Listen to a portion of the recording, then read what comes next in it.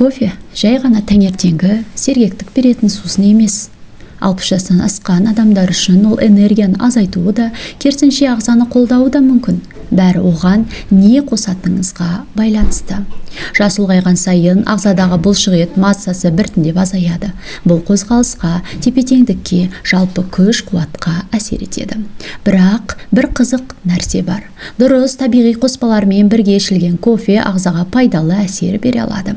Зерттеулер көрсеткендей, кейбір қарапайым қоспалар бар. Мысалы, қабыну деңгейін төмендетуге, қан айналымды жақсартуға, энергияны тұрақтандыруға, бұлшықеттерді қолдауға көмектеседі. Яғни, бұл видеода сіз кофеге қосуға болатын 8 қарапайым ингредиентті білесіз. 8-ші орыннан бастап 1-ші орынға дейін айтамыз.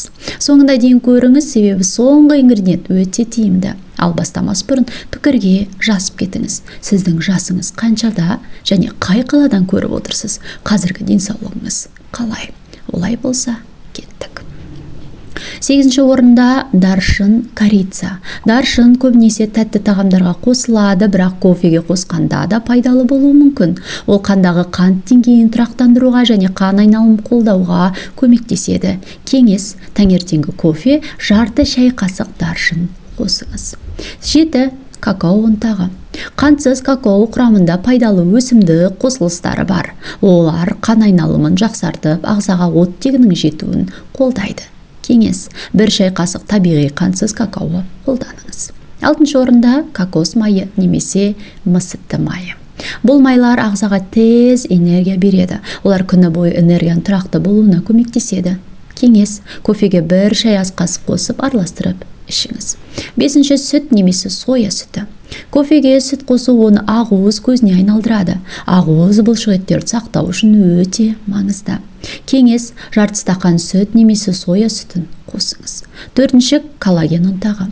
Коллаген буындарды, теріні және тіндерді қолдайды. Ол қозғалыс жеңілдігіне көмектесуі мүмкін.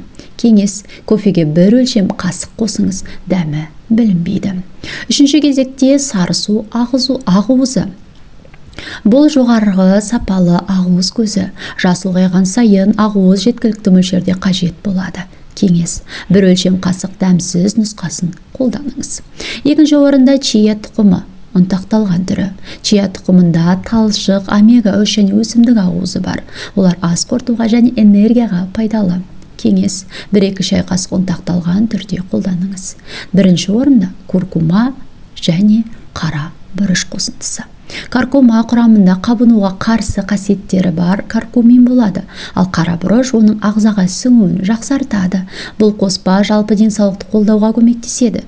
Кеңес: жарты шай ас қасық куркума плюс 1 шымшық қара бұрыш қосыңыз. Қорытынды жасайық. 60 жастан кейін тек не жейтініңіз емес, ағзаңызды қалай қолданатыныңыз маңызды. Кішкентай әдеттер үлкен нәтиже береді. Су жеткілікті ішу, дұрыс тамақтану, пайдалы қоспаларды қолдану. Бұл ингредиенттер қарапайым, қолжетімді және күнделікті өмірге оңай енгізіледі. Маңызды ақпарат. Бұл ақпарат тек таныстыру мақсатында берілген. Денсаулығыңызға қатысты өзгерістер жасамас бұрын маманмен кеңесіңіз. Олай болса, мына сұраққа жауап беріп кетіңіз. Сіз қайсын бірінші болып қолданып көресіз? Пікірге жазыңыз. Осы видеоға лайк басып, арнаға жазылуды ұмытпаңыз. Келесі кездескенше сау бол.